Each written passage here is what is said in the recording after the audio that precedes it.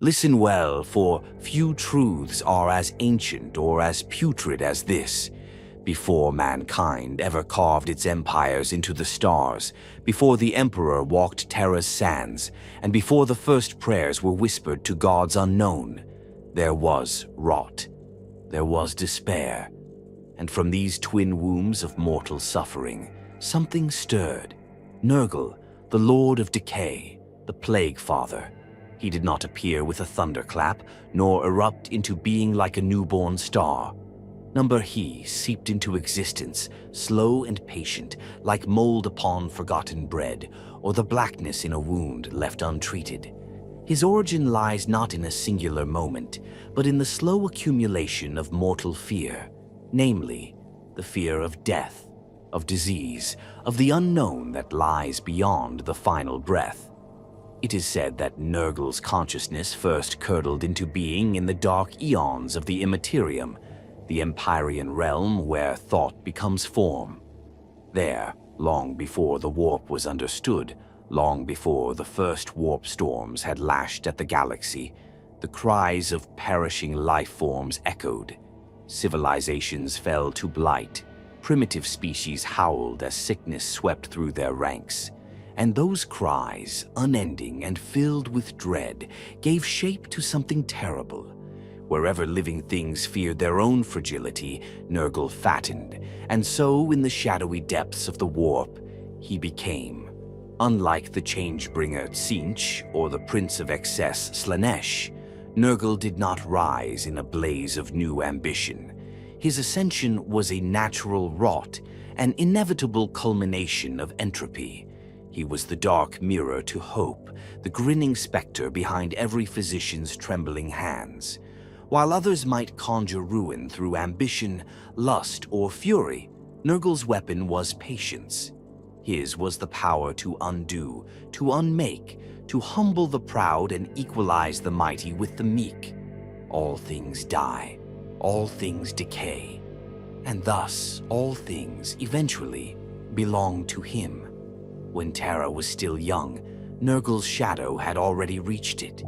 The ancient diseases that ravaged prehistoric man, the pustules, the fever dreams, the bone-breaking coughs that swept through tribes and wiped out entire bloodlines, each served as a hymn to the plague god. He did not create these things. He was them. Each microbial invader that feasted on living flesh whispered his name, though none knew to call it so. Millennia passed.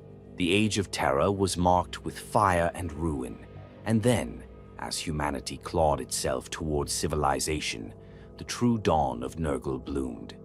During the Age of Strife, when warp storms cut off planets and famine and illness ravaged forgotten colonies, he was everywhere.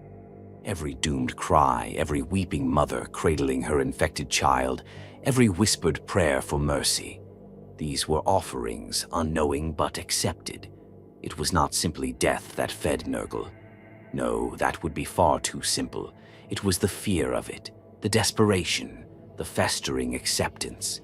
For in the final hours, mortals often look not to salvation, but to solace. And solace is exactly what the Plague Father promises. Across the warp, as his essence took shape, he began to build.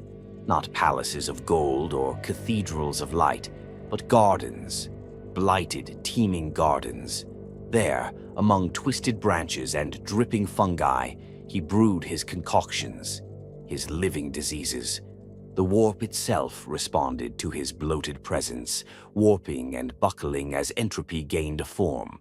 Great cauldrons boiled with phlegm and death, each plague an idea made manifest, a weapon of love from a god who saw beauty in pustules and devotion in decay. But this was only the metaphysical beginning. His true birth, his irreversible emergence into the hierarchy of chaos, came when intelligent life reached its peak, and then collapsed beneath its own weight. As humanity expanded, so too did its failures. Entire planets became infected by diseases that conventional science could not explain.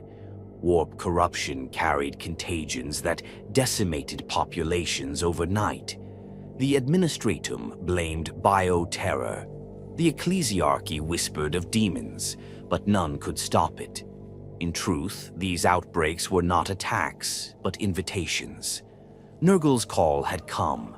One need only look to the stories etched into the archives of the Scholastica Psychona and the forbidden texts held in the Black Vaults to find records of the earliest Nurgle cults. Not madmen, not warriors, but ordinary people, healers, caretakers, plague survivors, who claimed visions of a joyous grandfatherly figure, who promised not escape from death, but freedom from its fear. And as they gave in, Nurgle took root. His laughter rang through the immaterium, not cruel but full of delight. Unlike Khorne's rage or Slaaneish's seduction, Nurgle welcomed all. Even the lowest mortal, broken and dying, could be his child, especially the lowest. Among demons, he is the most paternal. Among gods, the most paradoxical. He offers suffering as a gift, but gives peace in its acceptance. His awakening marked a shift, not only in the balance of the warp, but in the minds of mortals. For in every era since, from the dark age of technology to the time of ending, when disease strikes and hope fades, Nurgle stirs. His birth was never a beginning. It was a cycle, an eternal spiraling rot. He was there when humanity first coughed blood onto stone. He will be there when the last fortress of mankind succumbs to pestilence. That is the truth of his awakening. It never ended. Beyond the veil of reality, deeper than the voids between stars, where thoughts become things and lies birth gods, lies a place that no mortal was ever meant to witness, the Garden of Nurgle. It is not a garden as men would know it, not a place of beauty, peace, or life as the Imperium defines it. And yet, in its own grotesque way, it is alive. It breathes, it grows, it festers. The garden exists within the Immaterium, nestled deep in Nurgle's domain, an eternal and unchanging expanse of blight and fecundity. It is not bound by the laws of physics or time. One may walk its paths for centuries and never find the edge. Others may stray for minutes and never return. Here, space contracts and decays, the ground itself a tapestry of slick rot and pulsing mold. Trees tower overhead like skeletal giants, their bark slick with mucus, their leaves long since replaced by festering boils and spore sacs.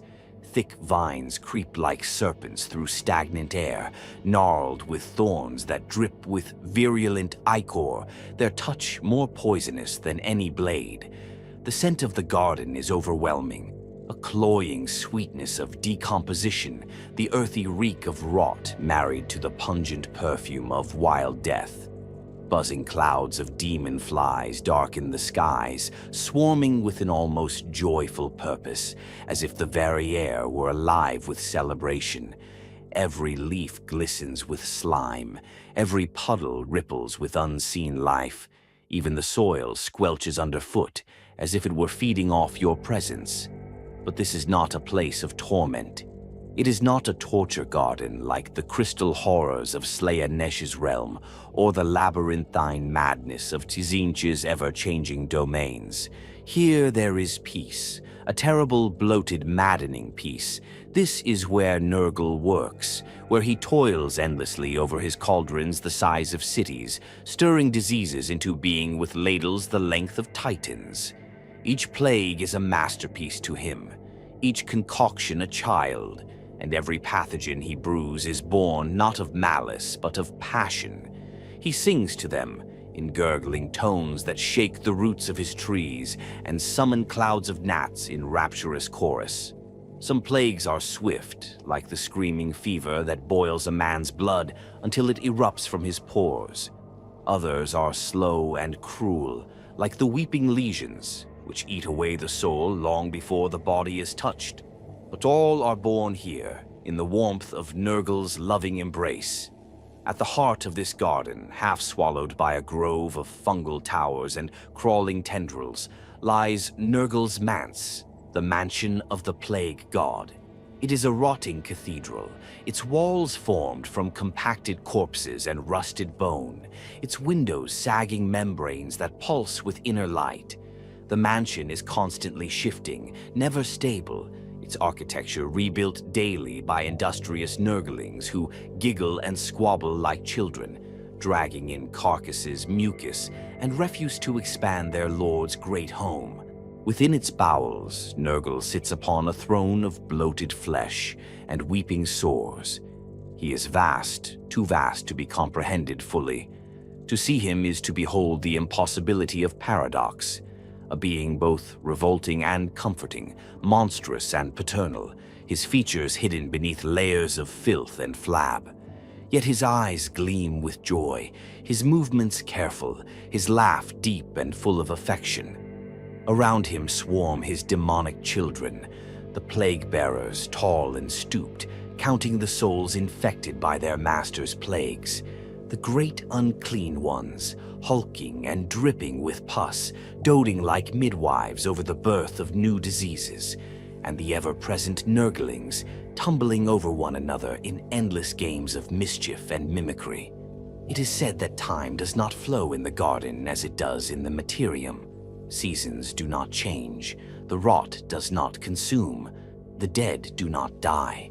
Instead, there is an endless state of flux, decay begetting new growth, sickness feeding rebirth. The worms that devour one tree are eaten by the flies that pollinate the next. A cycle, eternal and perfect, in its entropy. Here, everything that is ruined becomes something else. Nurgle's realm is the final answer to the question of permanence. There is none. All things must change. All things must rot. The garden, however, is not without purpose. It is the crucible of Nurgle's war. From here, all his plagues are born and tested. Some are unleashed upon the galaxy through rips in reality, carried by plague fleets or summoned by demon sorcery. Others are whispered into the dreams of mortals, where desperate souls wake with a burning fever, never knowing the source of their affliction. Many of the Imperium's most dreaded outbreaks can be traced to this place, though the Inquisition would burn a dozen worlds before admitting it. The green pox of Solstice, the filth-born cough of Cyclada Prime, the purulence of Thras, each one began with a ladle dipped in Nurgle's cauldron. And once released, they were nurtured, guided. Each pathogen evolves within the warp, guided by demonic will, adapting and spreading with malevolent glee. The garden is not merely a birthplace, it is a school for plague, a proving ground where only the most virulent survive. And should a mortal soul, by madness, accident, or dark ritual, find their way into this garden, there is no escape. They would be welcomed, embraced, nursed like a sick child. Their flesh would twist and swell, their bones would soften, their thoughts would melt into bubbling laughter. They would become part of the garden, another root, another tree, another vessel for Nurgle's love. And in that moment of final transformation, they would understand what the Imperium never could. That in Nurgle's embrace there is no pain, no fear, only the warmth of acceptance. Indeed, it is whispered in heretical texts that some willingly seek the garden, not to destroy it, but to be consumed by it. In the twilight of despair, when their worlds lie in ruin and their bodies fail, they pray not to the Emperor, not to salvation, but to Nurgle. And when they are taken, they weep in gratitude. The Garden of Rot is no accident. It is the embodiment of Nurgle's will, a living testament to his dominion over death and disease. It is where decay becomes life, where ruin becomes beauty, where suffering is transmuted into a kind of terrible joy. And it waits. Always it waits, just beyond the veil of reality, growing, pulsing, ready to bloom again. They do not scream when the skin sloughs from their bones. They do not cry when the fever sets fire to their blood. They laugh. In the deepest corners of the galaxy, in the lowest hab blocks of hive cities and the decaying forests of demon worlds, there are those who speak the name Papa Nurgle with reverence, affection, and joy. Not with fear, not with trembling, but as a child might speak of a beloved elder, crooked of spine perhaps, and stinking of age, but warm, familiar, eternal. These are his children, the mortal faithful, the ones who wear disease not as a punishment, but as a sacrament. Their stories begin not in strength, but in weakness. Many are the forgotten, the hopeless, the broken, the ones abandoned by the Imperium's cold machinery, the ones whose prayers went unanswered by the Emperor's deaf silence. In their hunger, in their sickness, in their despair, they turned their gaze elsewhere, and Nurgle answered. To those who dwell in rot, Papa Nurgle is not a god of cruelty, but of love. In him they find what no other divinity offers, comfort. He does not ask for purity. He does not demand perfection. He welcomes the imperfect. He embraces the unloved. When a mother holds her dying child and no Midiki comes, when a soldier's limbs blacken with gangrene in a forgotten trench, when a hive-ganger coughs blood into the dust and finds no cure, Nurgle watches. And when they cry out, not for salvation, but for peace, he is there, smiling. There are 1,000 cults under 1,000 names. Some wear robes of fungus-ridden cloth. Others dance in feverish ecstasy, ringed by flies and flame. They come from all walks of life, miners, guardsmen, nobles fallen from grace. What unites them is not a creed, not a scripture, but a feeling. A warm, infectious certainty that they are not alone in their suffering, that someone sees them, that someone loves them for what they are, not what they were. They speak of his touch like a parent's hand resting on their brow in the fever-slick dark. They wear their mutations not with shame, but with pride. A third eye weeping pus is a mark of favor. A swollen limb is a sign of devotion. Some go so far as to flay their own skin, allowing mold to take root, letting disease become one with their flesh. Their joy is genuine, their pain transcended, and they are legion. The cults grow like weeds. In the depths of hive cities, they gather in sewage-run chapels, surrounded by offerings of spoiled meat and rusted icons. They chant in gurgling tongues, praising the cycle of life and death. In agri-worlds where crops rot in the fields and livestock are stillborn, farmers gather at dusk and thank Papa Nurgle for ending their suffering. In void ships lost to warp turbulence, where the Geller fields falter and reality buckles, crewmen whisper hymns through bubonic lips. By the time the Inquisition learns their names, it is far too late. But the true gifts of Papa Nurgle go far beyond cult gatherings and whispered prayers. They manifest in transformation. A devout follower may be chosen, a lowly mortal, a plague-ridden wretch who, through piety and endurance, proves themselves worthy. And when they are touched, truly touched by Nurgle's hand, they change.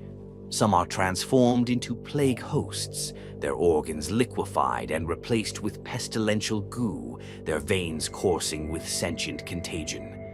Others become blight kings, hulking brutes, unkillable and joyous, their armor fused to their bodies with weeping sores and fatty blisters. These champions are not driven by glory or conquest. They fight with laughter on their lips, delighting in the spread of their divine infection. They are not conquerors. They are gardeners, and every corpse they leave behind is a seed. Yet not all transformations are so grand. Some faithful simply cease to die. These are the blessed enduring, mortals whose flesh is so riddled with plague that they should have expired long ago, and yet they persist. Their hearts may not beat, their lungs may no longer breathe, but they move, they speak, they serve. Each step a miracle of rot, each breath a sermon. In this way, Nurgle's love becomes a contagion. Those who suffer infect those around them, not just with rot and fever, but with faith. It spreads, it seeps, it blossoms in unexpected places. An entire world may fall not to invasion, but to belief. No bolt of fire, no demonic storm, just a slow, irresistible acceptance. The enemy does not even know it has lost until the bells toll and the Nurglings come giggling through the cracks. And then there are those who transcend even the flesh. Some faithful die. It is inevitable. But for the truly devout, death is not an end. It is a doorway. When their bodies decay, their souls are harvested, not by soulless oblivion, but by Papa Nurgle himself. He plucks them like fruit, carries them to his garden, and plants them anew. There they bloom into plague bearers, demons formed from mortal souls, rotted, horned, cyclopean creatures, each one still bearing echoes of the person they once were. And though they serve now in war and plague, there is contentment in their one roomy eye. For they are with him, they are home. To understand Papa Nurgle's children is to understand that suffering does not always breed hate. Sometimes it breeds love, twisted love perhaps, but love nonetheless. His followers are not deceived. They do not claim to be whole. They do not lie to themselves. But in their brokenness they have found purpose, and they cling to it as a drowning man clings to driftwood in a sea of pain. The Imperium calls them heretics. The Ecclesiarchy burns them. The Astartes purge them. But they are never truly gone, because wherever there is disease, wherever there is despair, wherever there is someone crying alone in the dark, and no one comes, there will be a whisper, a buzzing, a hand on the shoulder, and a voice, ancient and kind, will say, "Shh, little one. It's all right now. Papa is here, and another child will be born." To receive a gift from Nurgle is to be unmade, and yet, paradoxically, made whole in ways no mortal mind can comprehend. Where others see affliction, his chosen see transcendence. Where the unblessed see deformity, the faithful see divinity. For Nurgle does not give as a tyrant bestowing cruel burdens, nor as a merchant demanding barter. He gives as a father does, a father of plagues, brimming with love for all his children. His boons are foul, yes, but they are offered with joy, crafted with affection, and sealed in flesh and filth. There are no trinkets in Nurgle's arsenal, no polished relics or shining sigils to display on a chapel wall. His blessings are written into the body, into the sag of the skin, the bubbling tumors, the toothless grins split wide in rictus. Every pustule is a prayer, every cough a hymn. Those who earn his favor become vessels of contagion and joy alike, their very breath a gift to those around them. And yet, Nurgle does not give freely. There is a paradox in his generosity. His gifts must be earned through suffering, through endurance, through surrender. The Imperium teaches its warriors to resist sickness, to fear weakness. But those who submit, who accept their frailty and embrace it as part of the grand cycle, those are the ones who receive Nurgle's gaze. The first of his boons is always the hardest to accept. It comes quietly, a cough that will not subside, a rash that spreads no matter how many salves are applied, a rot that gnaws beneath the skin, laughing as it hollows you out. It is slow, deliberate, and inescapable. For the unworthy, it is death. But for those who listen, truly listen, it is an invitation. The sickness speaks in ways no healer can interpret. It whispers truths about impermanence, futility, and the great, warm darkness beyond pain. Should the mortal accept, should they offer themselves without fear, the second boon follows. Immunity, not the absence of disease, far from it. Nurgle's children are riddled with sickness, but they do not suffer. The boils do not ache. The rot does not hurt. Their innards may twist, their eyes may drip pus, their spines may knot into hunchbacks, but through it all, they laugh. Not from madness, but from genuine, overwhelming joy. Pain is meaningless in the Plague Father's arms. He replaces it with a sense of belonging, of purpose, of peace. And then come the true mutations, marks of favor etched into bone and sinew.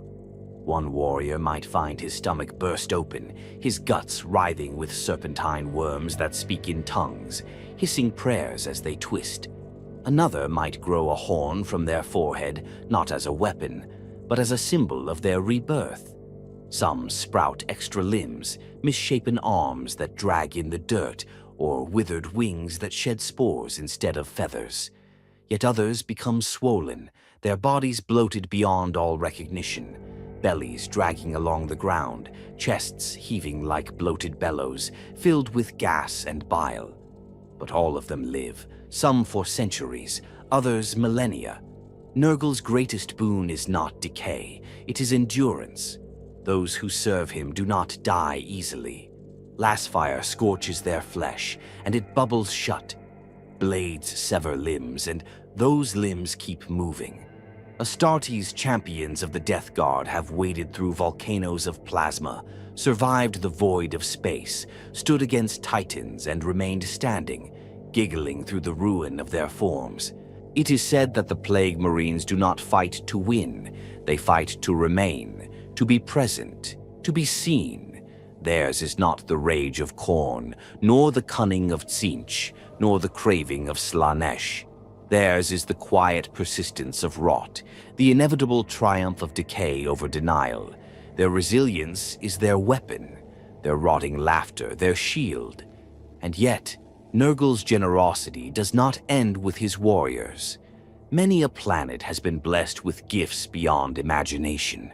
When the Destroyer Plague was unleashed upon Scalathrax, it was not simply death that visited the people, it was communion.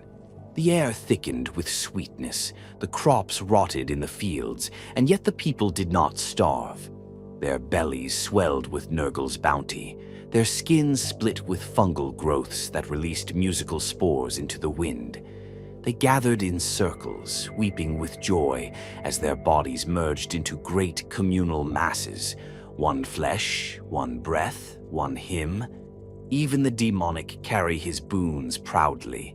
Plague bearers, the most devout of Nurgle's demons, each bear a unique affliction. Their skin, a parchment of disease. Their horns, grown from the shame of those who once feared death. Their singular, milky eye sees not just the material, but the spiritual rot in all things, and with their rusted blades they spread that wisdom to others. Great unclean ones are gifts made flesh. These vast demons are not born from rage or ambition. They are born from love, fat, grinning, dripping love. Each one is a reflection of Nurgle himself, their bodies alive with laughing Nurglings, their bellies bursting with blight. In battle, they embrace their enemies with joy. Their touch is infection, their breath is plague, and to be consumed by one is to be accepted, wholly and utterly. And then there are the weapons. The Plague Father does not craft swords of shining power or spears of fire. He gifts his champions with instruments of suffering, blades that drip with rust and ichor, staves that pulse with internal tumors, grenades that burst with maggots and despair. A favored servant might wield a bell that tolls madness, or a censer that emits clouds of sentient sickness. Some carry gifts known as the sevenfold blessings, 7 plagues, each more insidious than the last, each bound into the bearer's blood. To wield such tools is not merely a matter of strength. It is a matter of trust. Nurgle gives only to those he knows will use his gifts with gratitude. Perhaps the most feared boon of all is Nurgle's rot. It begins with a cough, a fever, a sense of warmth in the bones, and then, slowly, inexorably, the body breaks down. The skin yellows, the eyes bulge, the soul rots, the victim dies screaming, and is reborn as a plague-bearer, their very essence claimed by Nurgle. No other god can claim the soul once the rot takes hold. It is his, forever. And so, the greatest truth of Nurgle's blessings is this: they are eternal. A bolter round may end a life, a purge may scour a world, but the infection remains. It lingers in the soil, in the air, in the bones of the dead. And from that seed the garden grows again. For to be blessed by Nurgle is not to be destroyed. It is to become part of something greater, a family, a purpose, a plague that never dies. There was a time, long forgotten by most, denied by others, when the warriors of the Death Guard were among the purest champions of mankind. Before the rot, before the reek, before their footsteps left behind trails of bile and worm-ridden pus, they marched across the stars as paragons of endurance, loyal sons of the Emperor's grand vision. They were the 14th Legion, born for the crucible of war, trained not for glory, but for survival. And survive they did, through horrors that broke others, through void storms that shredded lesser fleets, through plague-ravaged moons where death lingered on the wind. But that was before betrayal, before damnation, before they were touched by the Father of Decay. Their story, like all great tragedies, begins with a name, Mortarion. Raised on the toxic heights of Barbarous, a world suffocated by poisonous fogs and ruled by warp-spawned tyrants, Mortarion was forged in suffering. He was no stranger to disease or despair. While the other Primarchs were nurtured in temples or adopted by wise kings, Mortarion learned the meaning of pain with every breath. He could not even walk the surface of his own world without choking, until he built a rebreather with his own hands. Among death, he learned to endure. It was only natural that the legion he would come to lead would mirror him in every way. Under his command, the 14th became the Death Guard, grim, stoic, unbreakable. They did not race across battlefields like the White Scars. They did not duel for honor like the Blood Angels. They trudged forward through fire and poison, through radiated ruin and cursed wastes, never halting, never complaining. They wore heavier armor than any other legion, modifications of their Mark II and III plate, thickened against biohazards and chemical assault. It was said that where other legions died in days, the Death Guard survived for months, choking down recycled air, wading through filth to win wars others wouldn't dare to fight. But even the hardiest can rot from within.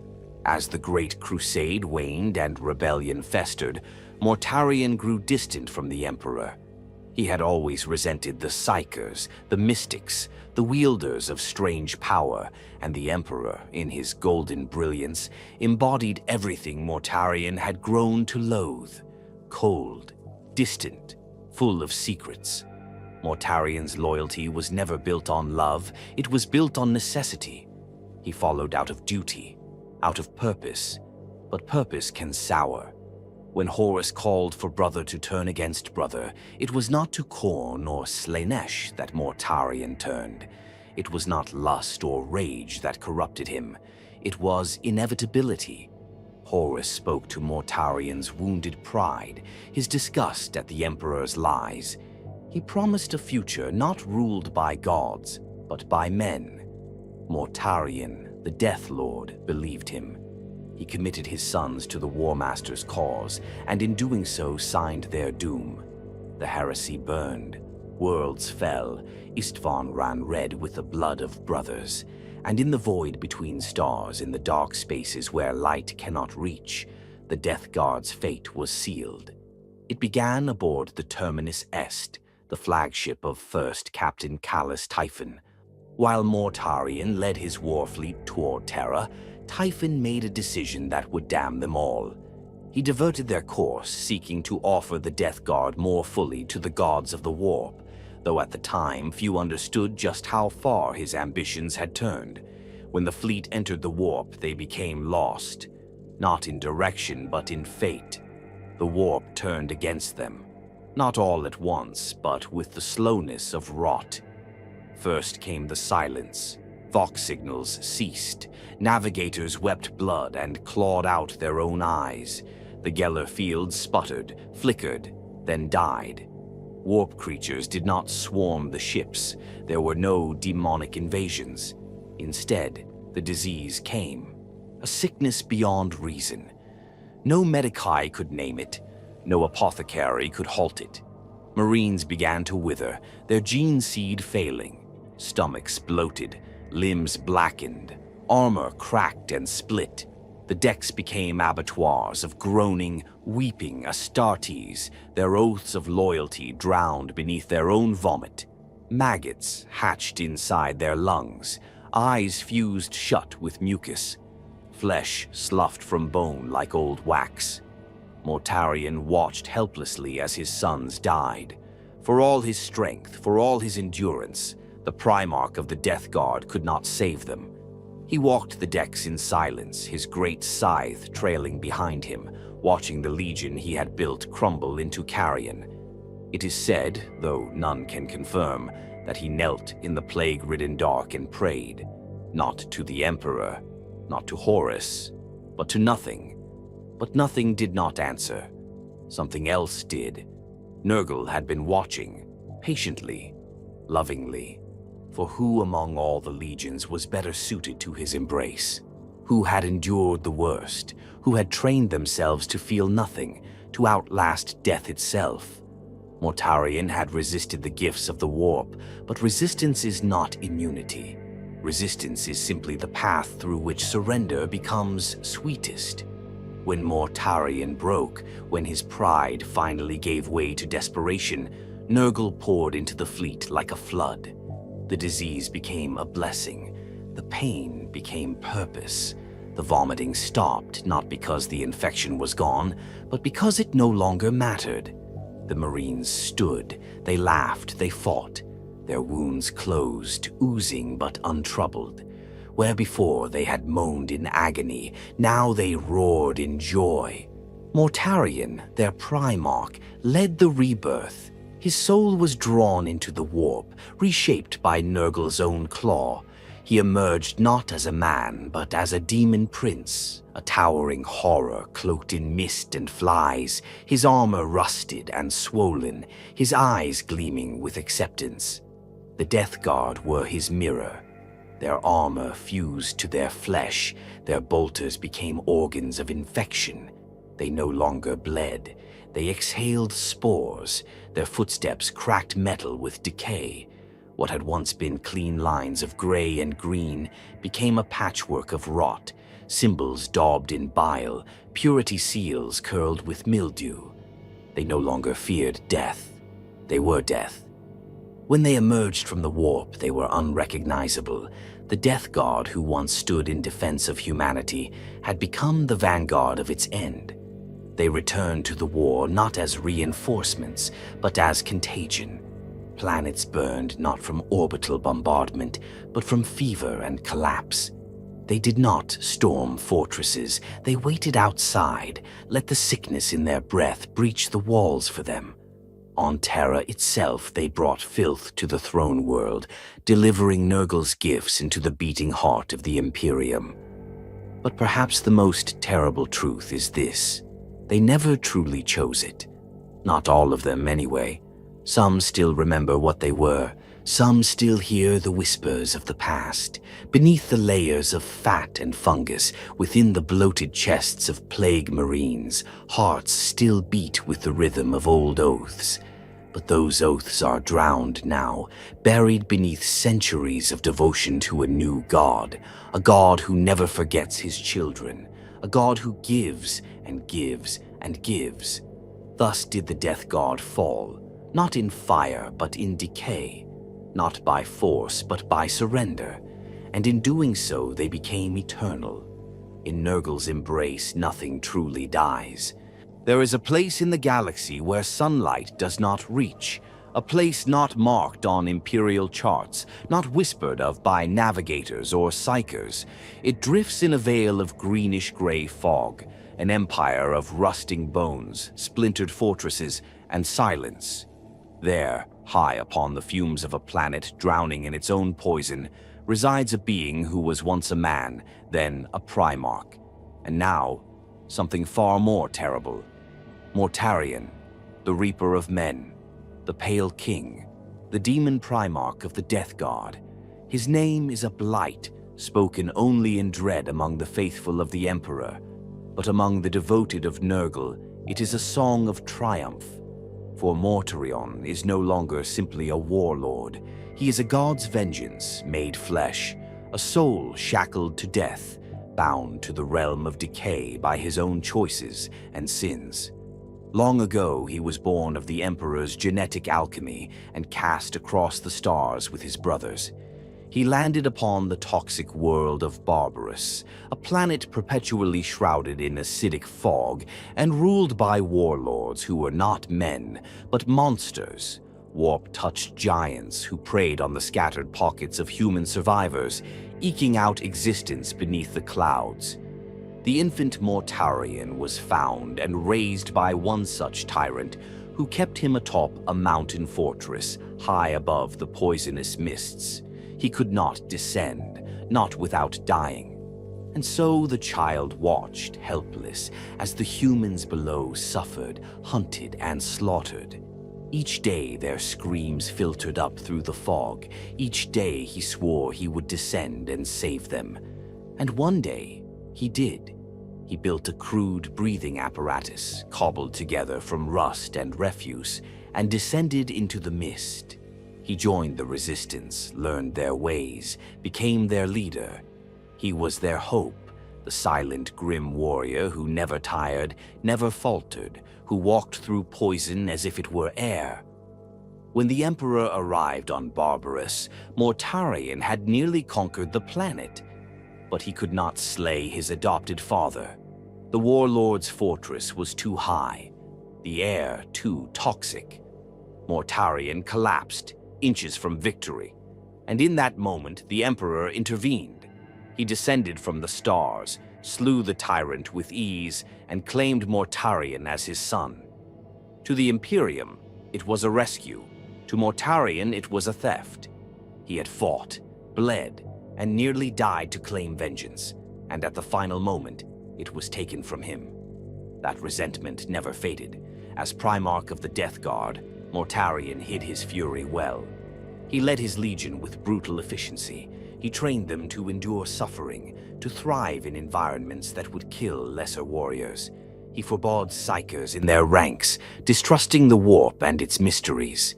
He taught his sons that strength came not from power, but from endurance, the ability to survive anything, to persist where others perished. But deep within, the hatred for his father lingered. For the Emperor, with his psychic majesty and divine arrogance. Mortarion despised the sorcery that sustained him, and despised even more the way his legion was expected to kneel to it. So when Horus rebelled, Mortarion saw more than just ambition. He saw a chance for freedom from the chains of imperial doctrine, from the shadow of the Emperor, from the hypocrisy of enforced unity. He joined the War Master, but he did not yet serve chaos. Not fully, not yet. The transformation came slowly.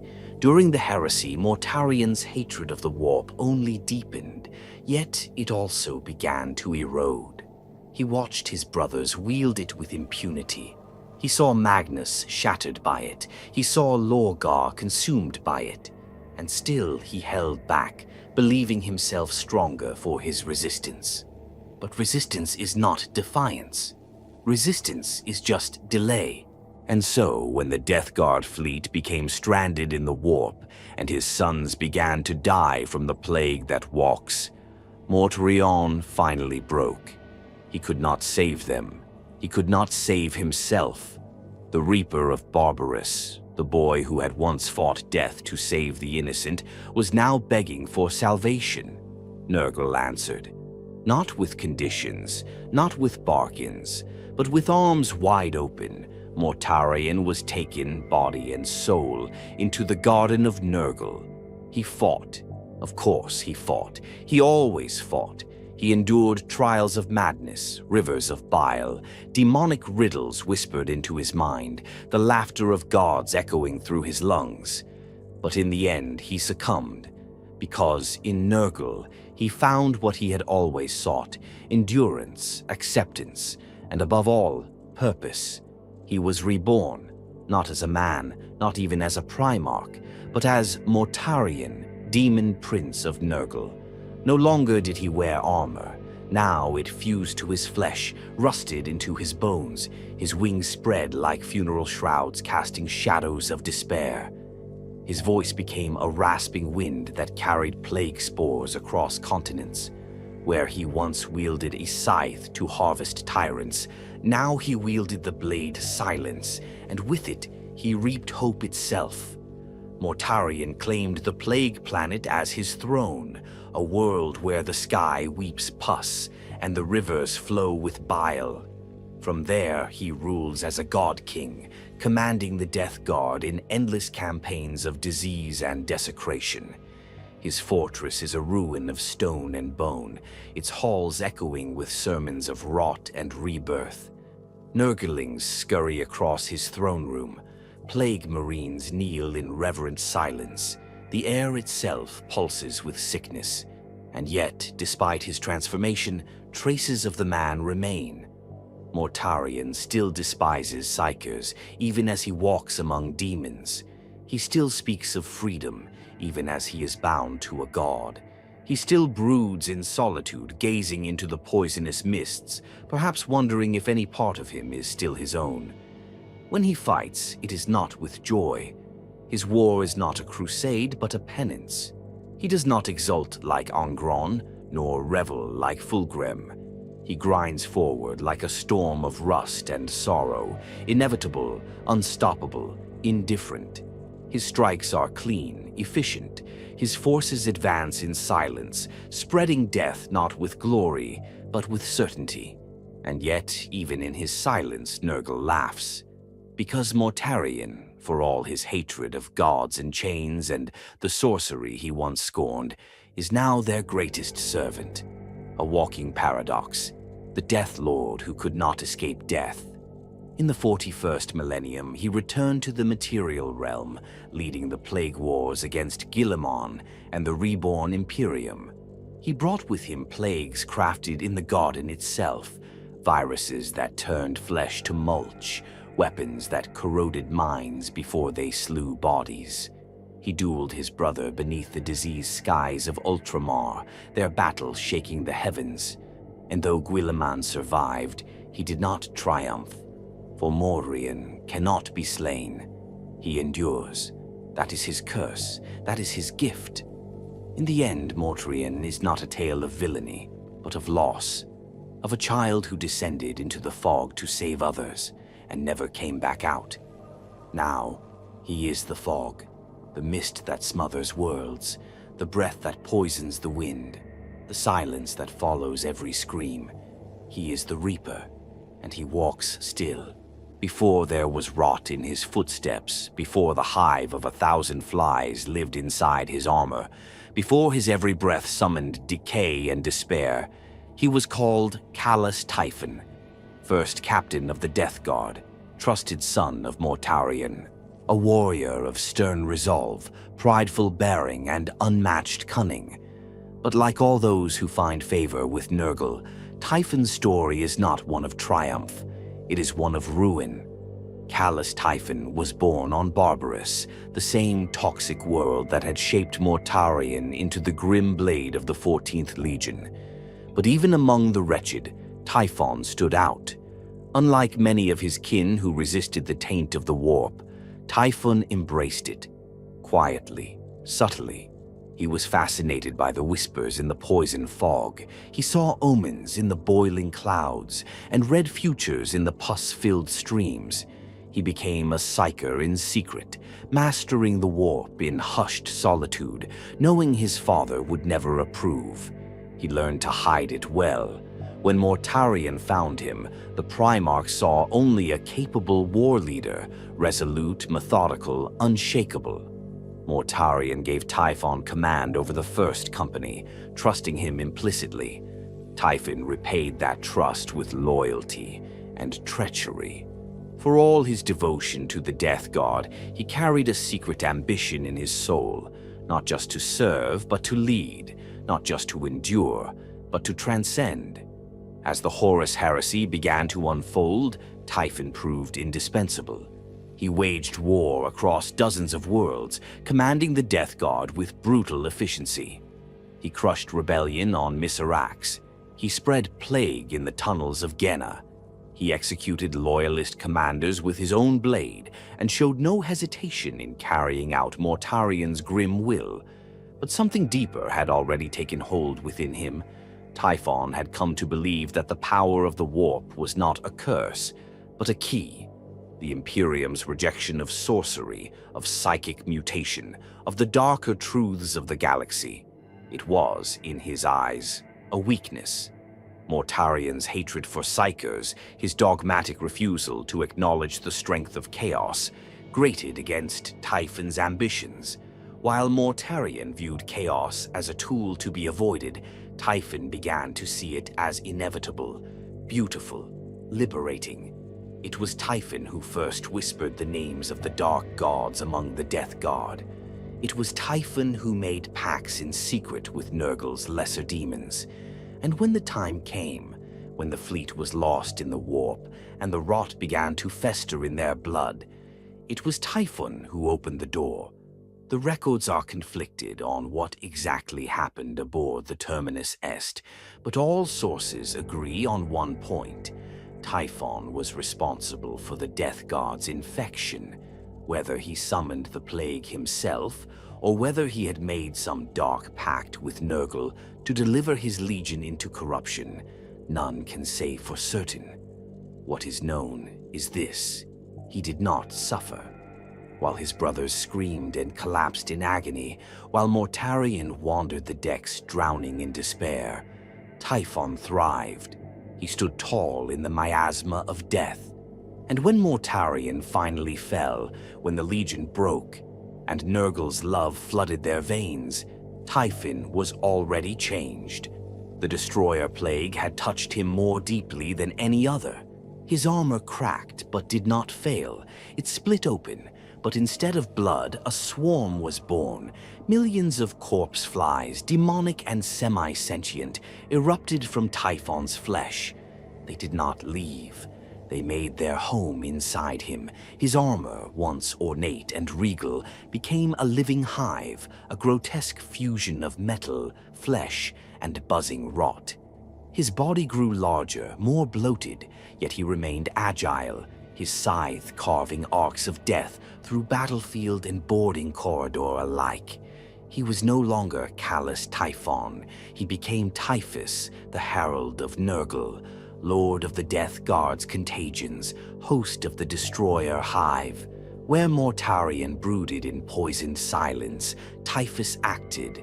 He took the Terminus Est, once a proud flagship of the Legion, and remade it into a vessel of corruption. Its engines bled bile, its hull crawled with rot, warp entities haunted its decks, entire crew sections were converted into breeding pits for contagion, where plagues were cultivated in vats of gene fluid and recycled filth. The ship became his cathedral, his war engine, his womb. From it, Typhus launched what would become the Plague Fleets, armadas of pestilence that drifted through the warp and real space alike, seeking vulnerable systems to infect. These were not wars of conquest. Typhus did not want to rule. He wanted to spread, to share. Each world he found was tested. Those who resisted were broken. Those who fell were exalted. On Torabeth, he released the Whispering Pox, a disease that made its victims scream the truths of chaos until their lungs collapsed. On Thelxis, he infected the planet's water cycle with a sentient contagion that sang hymns to Nurgle through the pipes and sewage vents. On Veritas Hive, he allowed the people to continue their lives for 5 years under infection, building false temples, working in rot-infested factories, until the final day when every last inhabitant vomited up their skeletons in perfect unison. These were not accidents, these were performances, each one carefully crafted, each one a prayer. And through it all, Typhus smiled. But make no mistake, Typhus is no puppet. He serves Nurgle, yes. He champions his god's gifts. But unlike many of the demon-bound lords of chaos, Typhus remains a creature of will. He is mortal in a sense, not yet fully demon, not yet ascended. Whether this is by Nurgle's design or Typhus's own stubborn refusal is unknown. What is clear is that he has ambition, even now. Some say he seeks to eclipse Mortarion. Others claim he wishes to become Nurgle's chosen above all. A few whisper that he serves not just Nurgle, but entropy itself, that he is a herald not of death, but of endings, and will one day abandon the pantheon entirely to become a god of his own. He speaks little of such things. He lets the flies speak for him. Even among the traitor legions, Typhus is feared. Not respected, feared. He carries a scythe named Man-Reaper, gifted by Nurgle himself, its blade humming with rot and ancient hate. Around his shoulders crawl Nurglings that chant in dead languages. Inside his helm, the hum of wings never ceases. When he walks, walls blister. When he speaks, crops fail. When he fights, the galaxy shudders. In recent millennia, Typhus has become one of the most active agents of chaos in real space. While Mortarion waged the plague wars against Ultramar, Typhus struck elsewhere, crippling Forge worlds, infecting Agri worlds, sabotaging star fortresses. He is not a general. He is a disease vector, a corruption with a will. You do not stop Typhus with tactics. You contain him if you are lucky, and you quarantine the memory of what he touched. And when he leaves, if he leaves, nothing is the same. Not even you. There are those who say that to dream of Typhus is to become part of him, that his flies carry not only plague, but consciousness, that every victim feeds his mind, and that one day the destroyer hive will become a new god, not born of worship, but of infection, not sustained by prayers, but by disease. Whether this is prophecy or madness, none can say. But Typhus walks still. He does not command legions by decree. He does not deliver speeches or raise banners. His only proclamation is rot. His sermons are written in fever and filth. His gospel is the silence after screams. He is the host, the carrier, the herald. And when you hear the buzzing, when your breath comes ragged, when your vision darkens and your blood runs cold, he is already inside you. They do not arrive with thunder. They do not descend on wings of fire, nor cry out in celestial fury.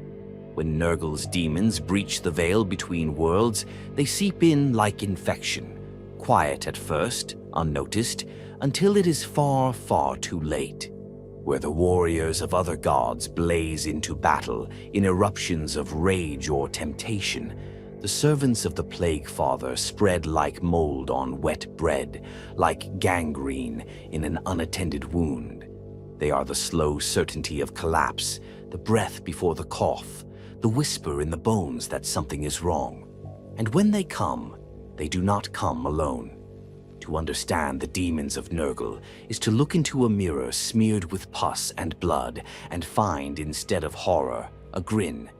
A crooked, toothless, rotting grin full of affection. They are abominations, yes, hideous and corrupt. But they are joyful.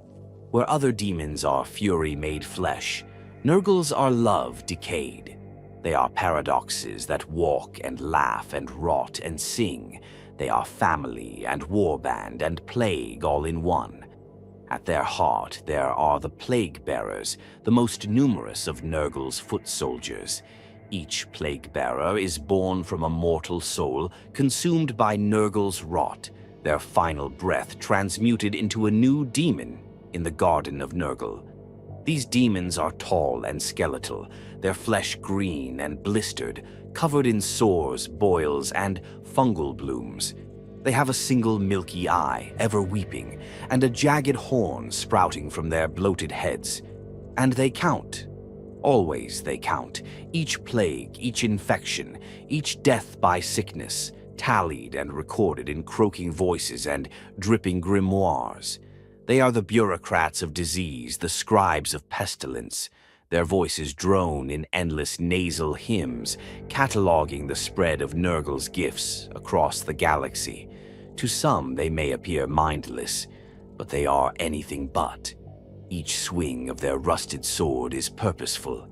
Each step carries the weight of centuries of infectious pilgrimage. Their touch is lethal. Their blades carry Nurgle's blessings. Wounds they inflict do not close. They fester. They rot. Even the mightiest champions find their strength undone by a single slash that seeps into the bloodstream and blossoms like a flower of pus. Yet, plague-bearers are only the foundation of the demonic host. Above them, commanding and carousing in equal measure, stand the great unclean ones. There are no creatures in the galaxy quite like them. Imagine a being the size of a small building, its flesh sagging in titanic folds, its belly split open to reveal a hive of Nurglings dancing in its guts. Its skin is crusted with fungus, scarred with plague marks, and bubbling with sores that leak mucus and black ichor. Its teeth are yellow stumps, its tongue a purple slug of meat. And yet, it smiles. Always it smiles. To gaze upon a great unclean one is to see Nurgle's image made manifest, not as a tyrant or a judge, but as a bloated, beloved patriarch. They laugh, they sing, they hug. Their affection is overwhelming, smothering even, as if they could embrace an entire world to death. In battle, they are unstoppable. Their bulk makes them nearly immune to injury. Bolters barely pierce their skin. Plasma melts the flesh, only for it to reform with more pustules than before. They wield massive blades or maces made of rusted bone or compacted bile, often named with sickening affection, slopper, gutspoon, caller's love. But their true weapon is presence. Wherever they tread, the warp buckles, reality quivers, plants die, water curdles, disease spreads faster. They are not engines of destruction like the bloodthirsters of Khorne. They are seeds, and every battlefield they touch becomes soil for the next garden. And then there are the Nurglings. Tiny, manic, and endlessly amused, these impish demons are perhaps the most disturbing of all. They look like miniature, great unclean ones, round-bellied, horned, fanged, and warty, but no larger than a man's head. They swarm in endless numbers, clambering over the backs of their larger cousins or nesting in the folds of their bellies. Nurglings giggle constantly, burp disease into the air, and often bite at their enemies with rows of surprisingly sharp teeth. But their size belies their danger. A single Nurgling is little threat. 100, though. 1,000. Enough to pull down a soldier and crawl into his armor. Enough to block his breathing tubes, to chew through seals, to nest in his throat and lay eggs of rot in his lungs.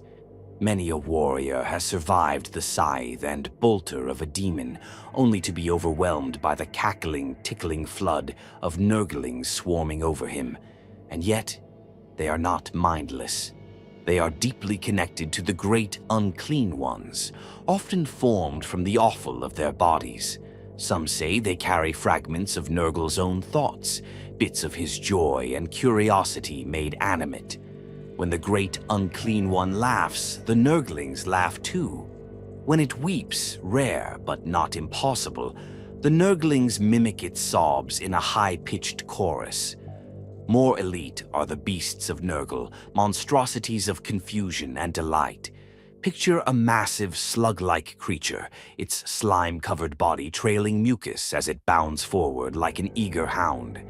Long tentacles lash out from its bulk, writhing with infectious glee. A wide, perpetual grin splits its face, and its bulbous eyes shine with affection. Beasts of Nurgle are tragically friendly. They don't kill out of malice. They play.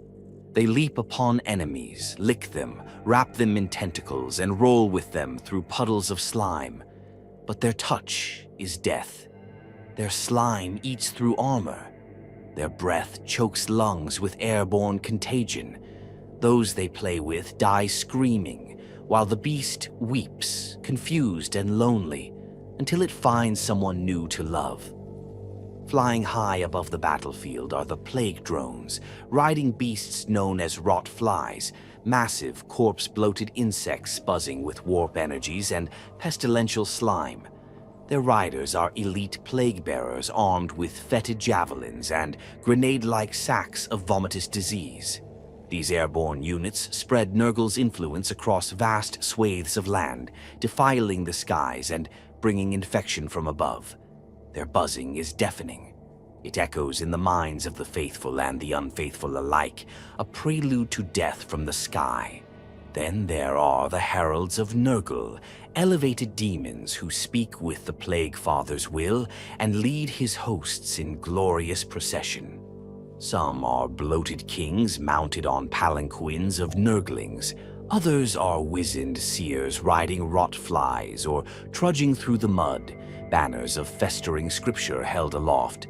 They chant invocations, not for victory, but for growth, for transformation. In their presence, flesh sloughs, wounds blossom, and faith crumbles. Every daemon of Nurgle is a contradiction. They are monsters, but they are cheerful. They destroy, but they believe they heal. They spread misery, but are utterly incapable of sadness. They are, in their own way, innocent. Their joy is real, their affection sincere, and that is what makes them terrifying. Because how do you fight an enemy that loves you? How do you kill something that sees your resistance as endearing? How do you withstand a tide of plague that just wants to make you part of the family? You don't. You rot. You laugh. You change. And before you take your final breath, you hear the demons singing, "Welcome, child. You're home." They march without fanfare. No grand banners flutter in the breeze. No roaring engines of conquest lead their charge. Where the followers of Khorne scream oaths of fury and the slaves of Slaanesh revel in excess, the legions of Nurgle advance in silence, slow, unstoppable, and utterly indifferent. They are not in a hurry. They do not need to be, because no fortress can outlast decay, no wall is immune to time, and no empire can hide from disease forever. The plague, God's legions are not one unified horde, not some rigid military engine like the Imperial Guard or the Legio Astartes. They are a congregation, a vast and ever-expanding congregation, of rot, madness, loyalty, and love. They come in all shapes and sizes, from rusted warbands of plague-sworn Chaos Space Marines to weeping masses of mutated civilians, from cankered demon engines crawling with sores to defiled night suits whose pilots long ago fused to the interior like tumors in iron. But at the heart of it all, the iron fist within the swollen glove, is the Death Guard. Reborn in the crucible of damnation, the Death Guard are no longer the rigid, disciplined warriors they once were. They are now the elite of Nurgle's mortal armies, living monuments to the god's affection. Each plague marine is a walking miracle of disease, encased in bloated ceramite that has long since become part of their flesh. Their bolters are encrusted with moss and rust, but fire with the fury of ancient oaths. Their voices are deep and wet, their lungs constantly wheezing with damp rot, yet their chants never cease. But the Death Guard are not alone. Across the Imperium Nihilus and beyond, Nurgle's influence has spawned an endless multitude of lesser warbands, renegade chapters, fallen regiments, and cult legions, each infected in body and soul. These are not accidents. These are not side effects. These are seeds deliberately sown by Typhus, by the Lords of Contagion, by rot priests and festering demagogues preaching the doctrine of entropy to the forgotten and the desperate. Some are fallen Astartes chapters, their histories wiped clean by inquisitorial decree. The Poxcloaks, once proud defenders of a shrine world, now wear their old symbols wrapped in bandages soaked in corpse oil. The Gutted Veil, former members of the Doom Eagles, spread the Bruise Blight virus to agri-worlds under the guise of imperial aid. The Oathless, corrupted remnants of the Lamenters, prowl the edges of Segmentum Tempestus, spreading lies and leprosy in equal measure. These warriors carry not just weapons, but philosophies, twisted creeds that turn despair into ritual, plague into sacrament. Others come from far lower origins, on the plague-ridden worlds that dot the galaxy, on feudal planets, hive cities, mining colonies. Cults of Nurgle blossom like mushrooms on a drowned corpse. They are born in the poorest quarters, where fresh water is scarce and medicine is a myth. Among them, an old priest coughs into his sermon, and when the faithful wipe the blood from his lips, they find peace in his smile. A child's fever doesn't break for weeks, and yet she lives, her eyes glowing with greenish light. A Medicae vanishes and returns months later with a rusted bell and a swarm of flies trailing behind him, spreading healing that kills and then resurrects.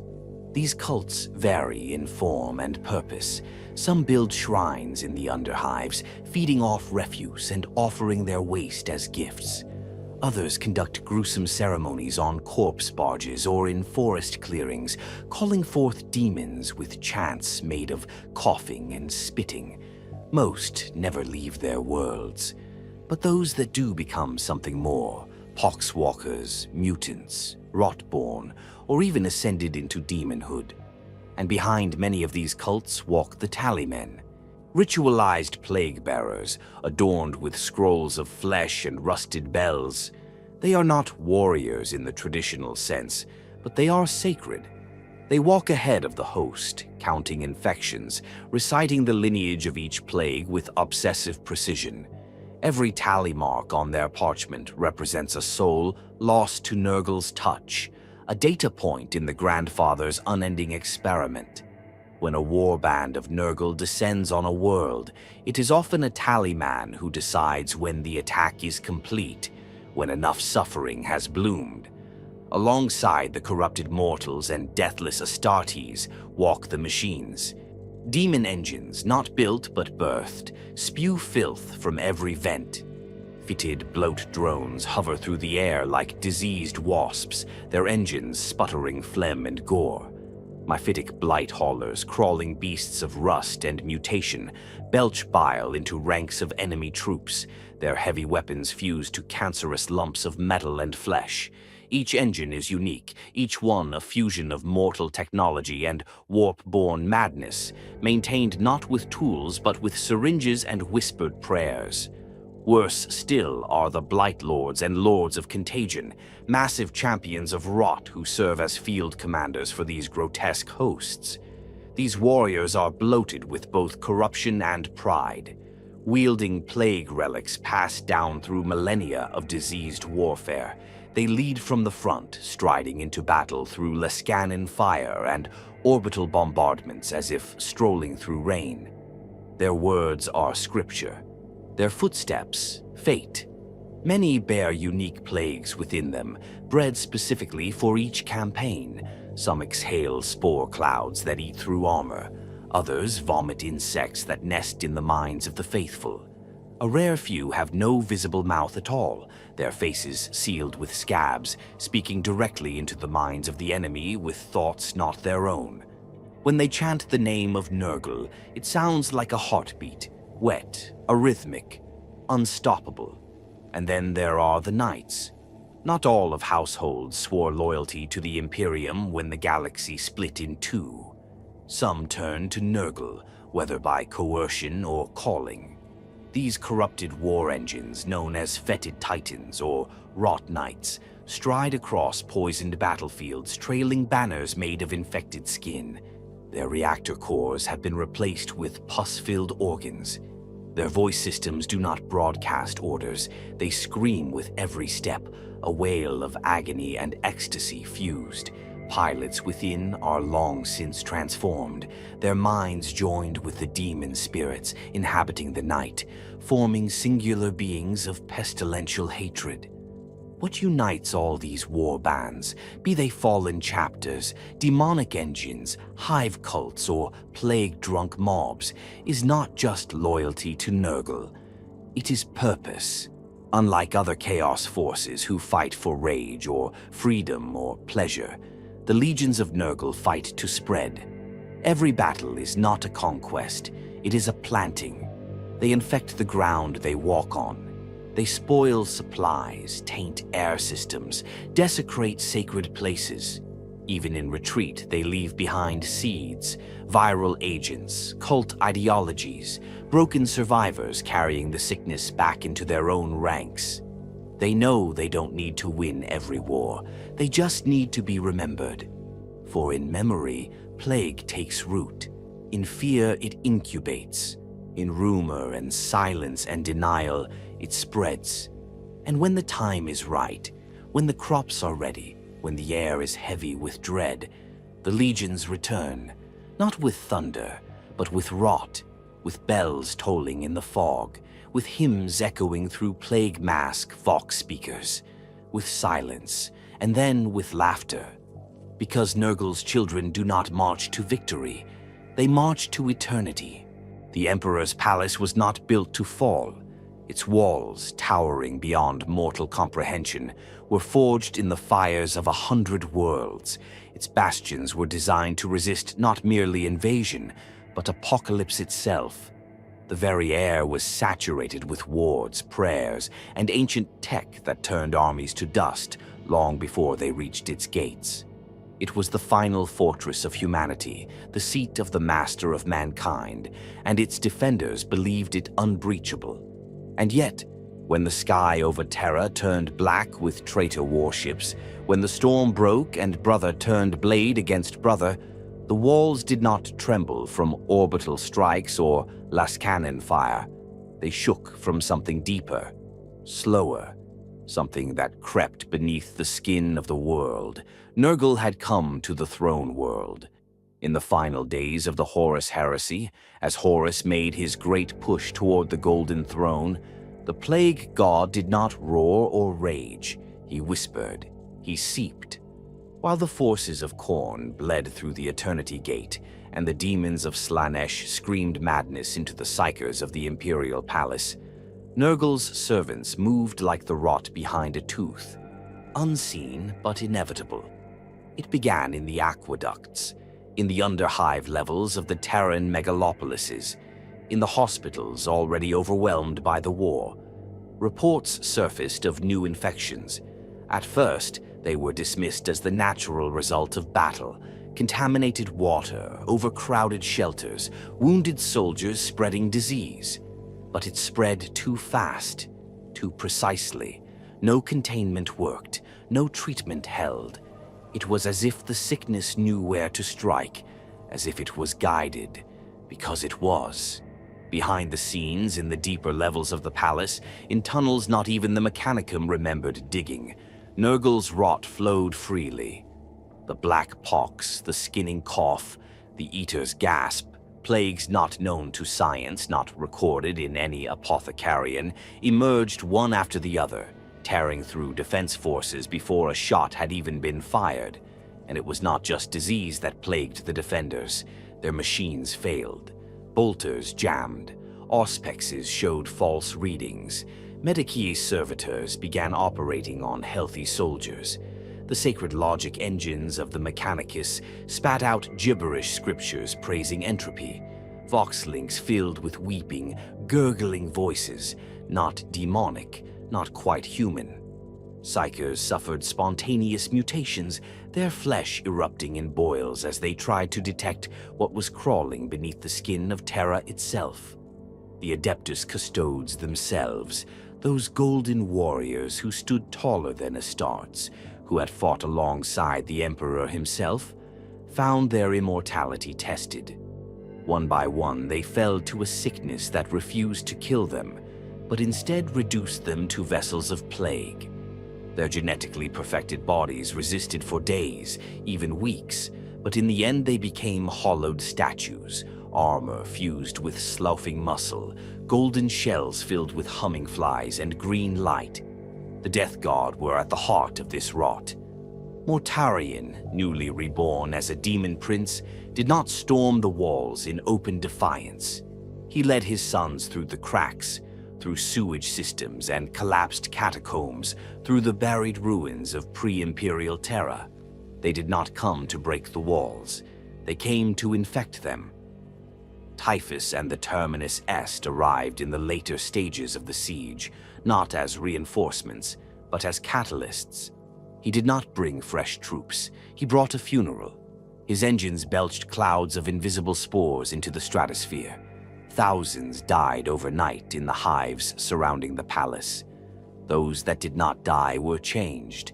They began to sing, to weep joyfully, to offer themselves at the feet of Nurgle's heralds. Cults emerged in hours. Entire districts turned traitor without a single bolt fired. And still the palace stood. So the rot went deeper. In the time before the final push, the walls themselves began to bleed. Stone turned soft, steel rusted and groaned.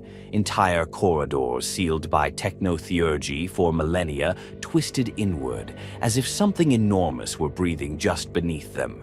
Custodian archives recorded that entire wings of the palace vanished, replaced by winding tunnels of meat and moss. Dozens of defense platforms aimed at the traitor fleet began to malfunction, misfiring or simply shutting down. They found a servitor once, still active, still trying to broadcast warning signals, its face replaced by a demonic parody of joy. Its mouth had been split into a smile from ear to ear. Inside, there were no teeth, only a nest of Nurglings, hissing and giggling, using the voice box to sing lullabies. Even the revered tech priests of Mars could not stem the decay. Machine spirits turned against their masters. Forged shrines erupted in green flame. Priests attempting to cleanse plasma coils were found days later, mummified in fungal webs, their mechadendrites fused into the consoles they once served. And yet, no general had ordered an assault.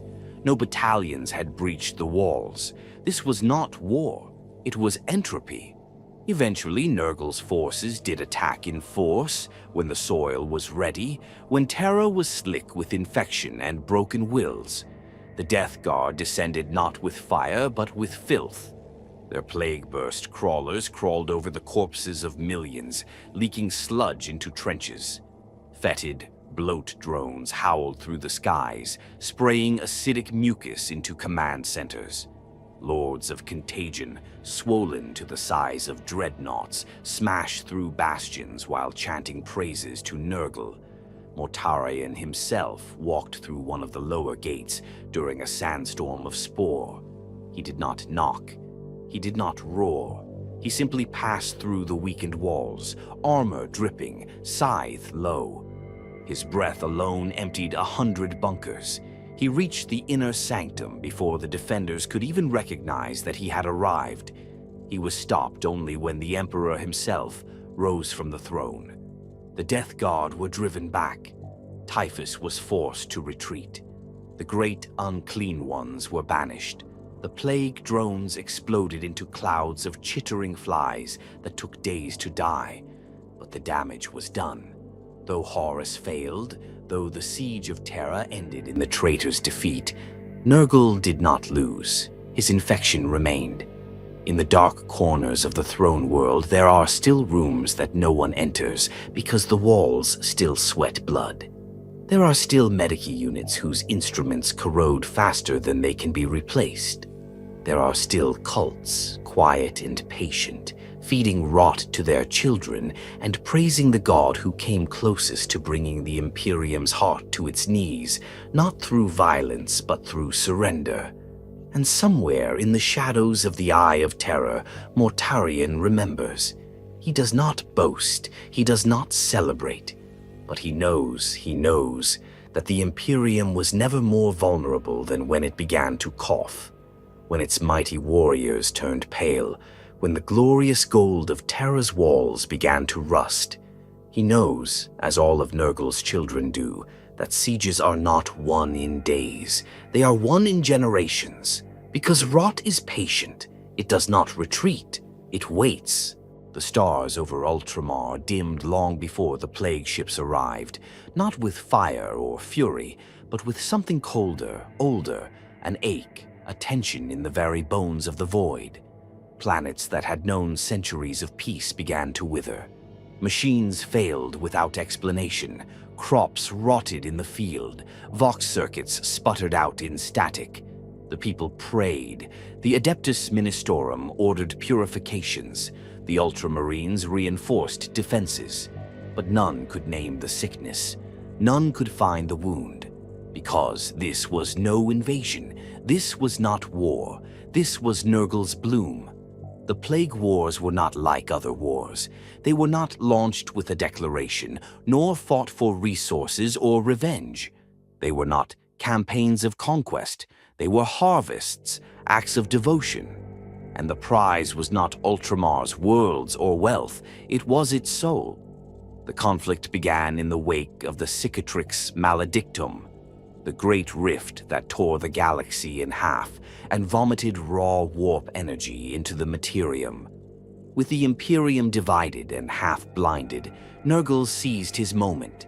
The Plague God, never swift, but always certain, had prepared his garden long before Guillemon's return. In the Scourge Stars, a cluster of diseased systems just beyond Ultramar's borders, he planted his rot. Worlds like Poxia, Rotigus, and Cankerthrax had been given entirely to his will, living laboratories of plague and worship festering under his demonic eye. There, under bloated skies and oceans of pus, his lieutenants, Kugath Plaguefather, Epidemius, Necrosius, and of course Mortarion, convened. They did not roar. They plotted, carefully, with devotion. The target was not Terra, it was Macragge. Ultramar, home of order, discipline, logic, was to be undone by its opposite. Nurgle would not conquer it through might, he would unravel it with sickness. Its people would not fall in battle. They would surrender in prayer to him. It began on the world of Iax, once a verdant jewel, a shining example of Guillemon's dream for the Imperium, a planet of peace, healing, and culture. It was known for its vast orchards, its restorative temples, its ancient forests, and that is why Mortarion chose it. The initial strike was subtle. A series of minor plagues swept the planet. Local governors responded with calm efficiency. Quarantines were established, medic teams deployed. But the infections kept returning, more aggressive, more bizarre. Crops mutated into fibrous, inedible masses that sang in the night. Rivers turned to thick greenish ooze that healed wounds while rewriting flesh. Statues wept black oil. Entire regiments of the Planetary Defense Force fell ill, not dying, but changing. Their skin calcifying into bark, their eyes turning luminous and wet. When the first plague burst crawlers rose from the marshes, it was already too late. The Death Guard had come, not in numbers, but in inevitability. From the mists emerged Mortarion, wings folded, scythe in hand. No speeches, no demands, just a gesture, and the world began to die. But it was not to be a silent death, because fate, perhaps the one thing Nurgle cannot truly predict, had other plans. Roboute Guilliman had returned. The Primarch of the Ultramarines, newly revived from 10,000 years of stasis, led the Indomitus Crusade across the stars to restore order to a fractured Imperium. And when word reached him that his home was under siege, not by any enemy, but by Mortarion, he did not hesitate. What followed was not a single war, but a maelstrom. Across dozens of planets, in system after system, the Plague God's forces clashed with those of the Imperium. Demon engines battled Astra Militarum tank battalions across fields of rotting wheat. Nurglings infested orbital defense platforms, chewing through circuitry with glee.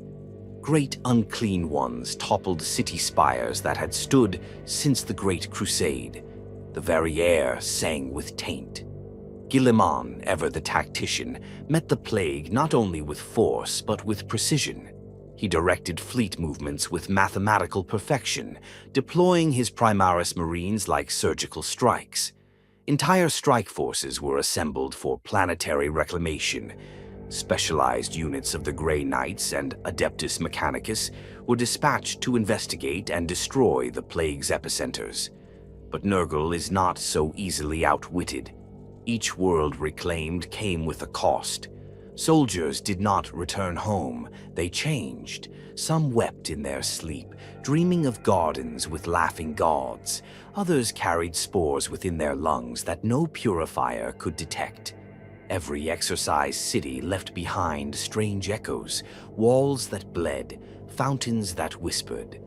On the garden world of Odium, the Imperium's forces fought for 91 days to reclaim a single valley from the Death God. They succeeded, but within a week every tree regrew with double the speed. Every animal was born mutated, and the soil gave rise to new horrors, plants with teeth, fungi that screamed at night. Guilliman himself confronted Mortarion above the ruins of Ajax. The duel was cataclysmic. They were opposites in every sense, one clad in polished ceramite, a beacon of logic, law, and light, the other a living storm cloud, his armor a shroud of rust and dripping filth, his breath a miasma of despair. Their blows cracked the mountains, their voices silenced worlds. Guilliman fought with fury and righteousness, seeking to destroy not just his brother, but the disease that had taken him. Mortarion fought with silence. Every swing of silence, his reaper's scythe, was an accusation. You did this. You served a false god. You abandoned me. In the end, neither died. Mortarion vanished into the warp, borne aloft on wings of filth, laughing not with mockery, but with sorrow. Guilliman stood victorious, but the cost was vast. Ajax remained tainted. Whole sectors had been rendered uninhabitable. The Ultramarines had won battles, but they had not won the war. Because that was never Nurgle's plan. The Plague Wars were never meant to be a final blow. They were a seeding, a pollination. While the Imperium fought to reclaim what was theirs, Nurgle's spores drifted further, into the warp, into the stars, into the hearts of every man and woman who had glimpsed his truth and found it comforting. The Grandfather is not a conqueror. He is a gardener, and in Ultramar he planted well. Today, pilgrims still travel to Eax, though they are forbidden. Some seek relics, others claim visions. Still others simply disappear, never to return. There are rumors of trees that whisper in low Gothic, of soil that heals and mutates in equal measure, of children born with extra fingers, and memories of a laughing god. The Administratum declares these tales heresy. The Inquisition sends kill teams to purge the cults, but they grow back. Always. Because Nurgle was never truly defeated. He never needs to win. He only needs you to live long enough to be changed. And so, as the bells of Macraga toll for the dead, somewhere, deep in the Scourge stars, a great unclean one smiles. Because a single bloom in the Garden of Order is all the proof he needs. That the garden is spreading.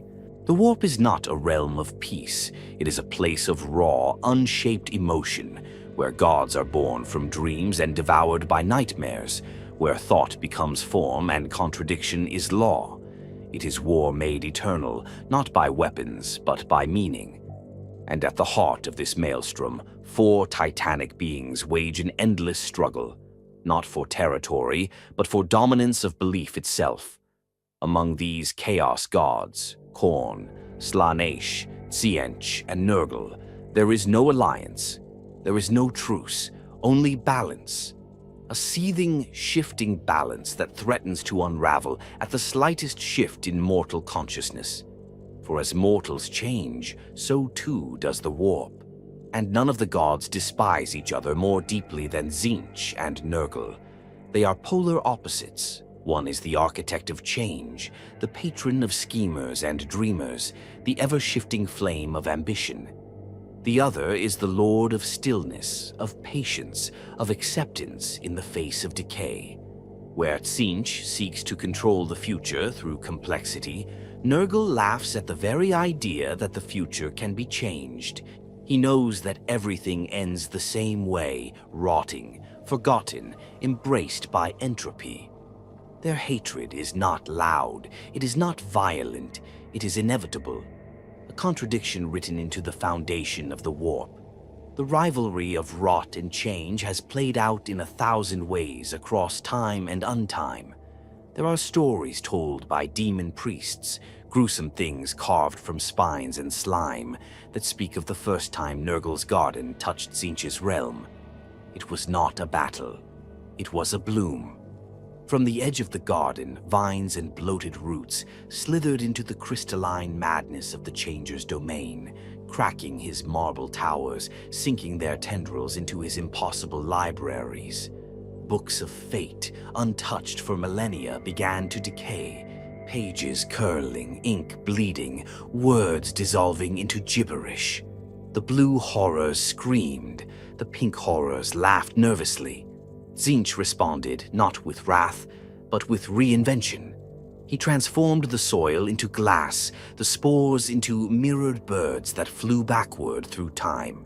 He rewrote the flowers so that they whispered lies instead of spores. For every inch Nurgle advanced, Tzeentch redefined the battlefield, but Nurgle did not retreat. He did not care that his rot became abstraction. He celebrated it. Because even Tzeentch's interference could not undo the truth. Decay had arrived. The garden had begun to change the very concept of change itself. And so the war continues. In the material galaxy, this rivalry takes on more subtle forms. Where Tzeentch's cults promise liberation through knowledge, Nurgle's cults offer freedom from the burden of knowledge altogether. One whispers that you can shape your destiny. The other promises you can let it go. A hive city might see both arise in tandem. One sect preaching rebellion, transformation, the rise of the psychic mind. Another spreading a cough that kills fear, a fever that grants peace. Citizens are torn between hope and surrender. Those who choose Tzeentch, light fires, and storm palaces. Those who choose Nurgle sit quietly, smiling as their skin blackens. Sometimes the war becomes literal.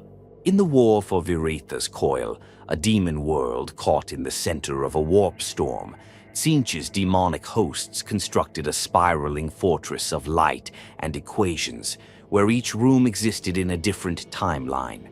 Inside, lords of change chanted riddles that bent causality, rewriting history with every syllable. They were building a labyrinth, a temple of destiny. And then came the garden. Not with armies, with weather. Spores began to fall like snow. The labyrinth grew slippery with mold. Its time streams began to rot. Pages of history turned to mulch. Lords of change who had lived backward began to die forward. Pink horrors congealed into sludgy brown masses that forgot how to change. The final blow came when the very concept of prophecy began to cough. Tzeentch, infuriated, sent a greater demon to confront the incursion, M'Karash, the eternally emerging. A being of pure potential, M'Karash took the form of every possible enemy Nurgle might send. Nurgle answered with Grimlocks, a great unclean one with a belly full of misremembered names and a voice like boiling soup. Grimlocks did not fight M'Karash. He hugged him, smothered him, whispered to him that all possibilities lead to the same conclusion, rot. M'Karash screamed himself into non-existence. That is Nurgle's weapon. Not strength, not cunning, but truth. The other Chaos gods have their own reasons to despise him. Khorne, the god of war and wrath, sees Nurgle as an abomination, foul, slow, dishonorable. Khorne's warriors crave the glory of the kill, the clash of arms, the purity of violence. But Nurgle's forces do not duel. They do not boast. They endure.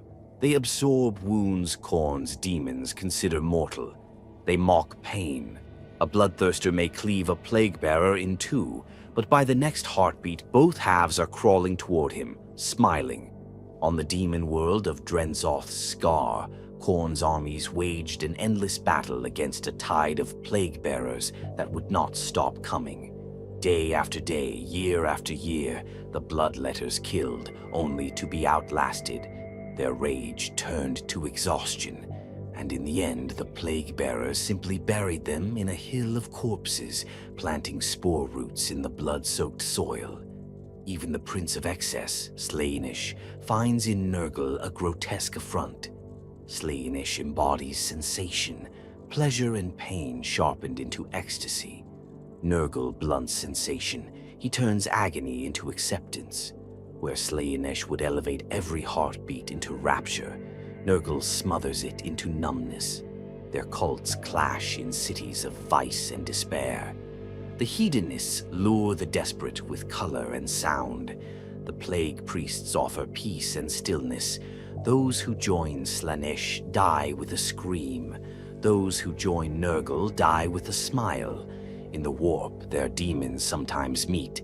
Fiends, sinewy and graceful, prance across carpets of flies. They bare their talons, purring threats. The beasts of Nurgle, mistaking the gesture for play, leap forward, eager to wrestle. The fiends recoil. They slash. But when the beasts don't bleed, when they giggle and drool affection, when they hug harder, many of Slaanesh's demons flee, utterly disturbed. The gods are eternal. Their war is endless.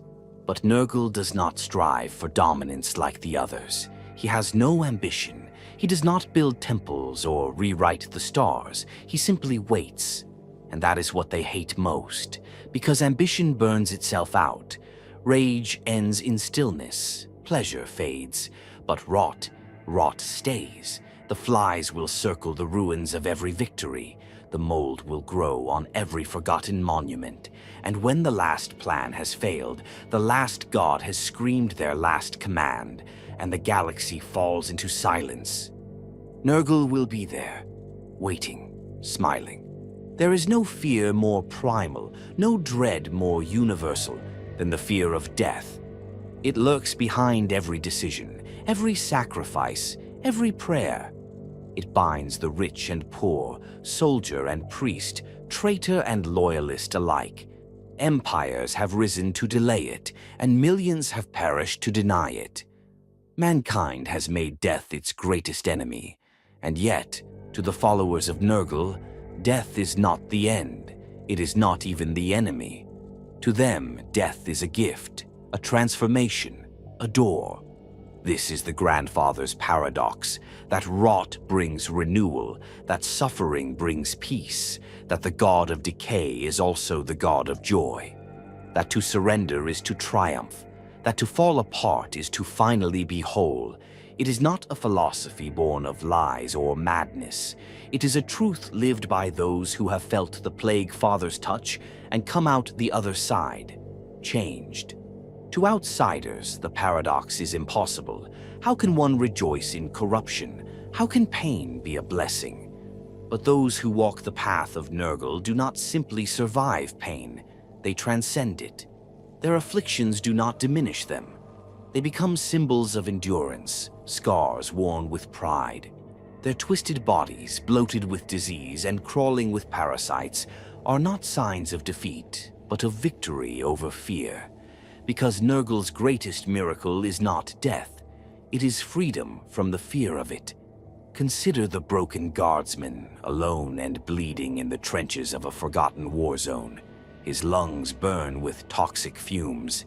His comrades lie in pieces around him. The medici will never come. He knows this. Despair eats at his heart, and then from the smoke comes a voice. Not cruel, not mocking, gentle. "You've done well, little one," it says, warm as soup on a cold day. "Come now, rest. Let Grandfather carry you." When the death guard arrive, the guardsman does not run. He drops his weapon and weeps, not in terror, but in relief. Because he knows, he no longer has to fight.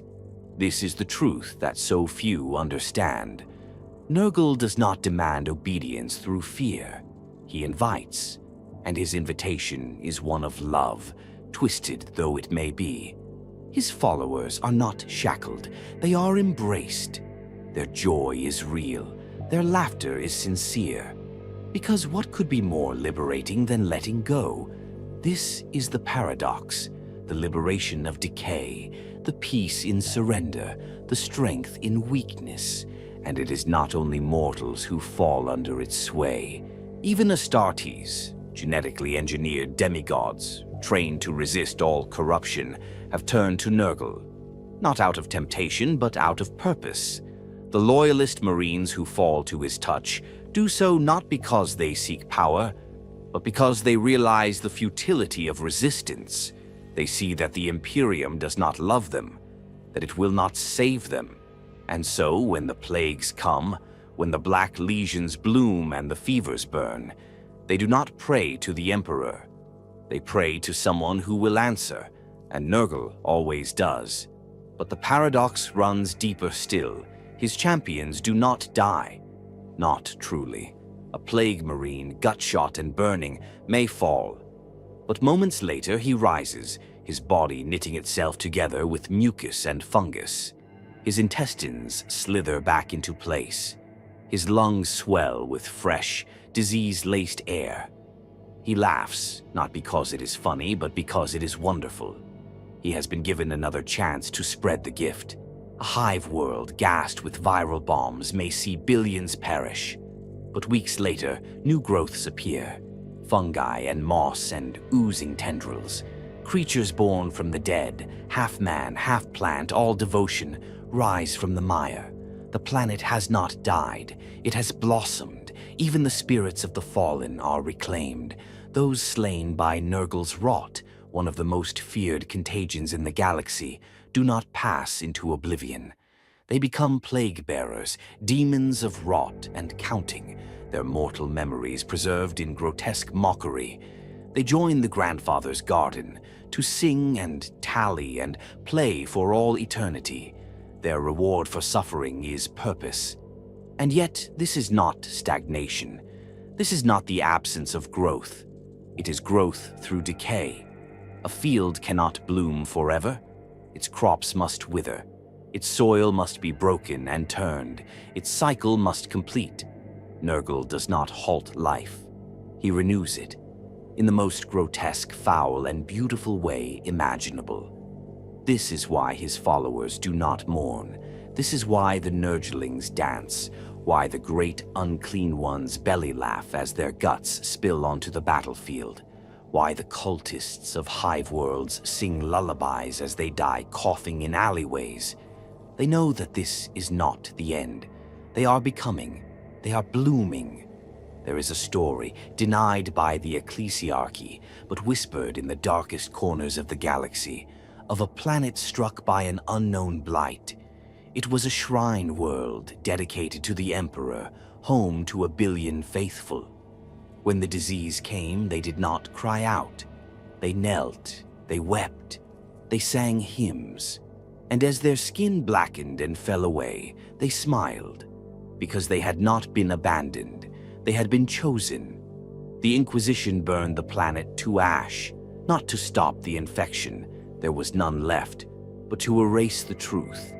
Because the truth is dangerous. The truth is that Nurgle does not punish. He comforts. The truth is that there is hope in hopelessness, and that is the deepest cut of all.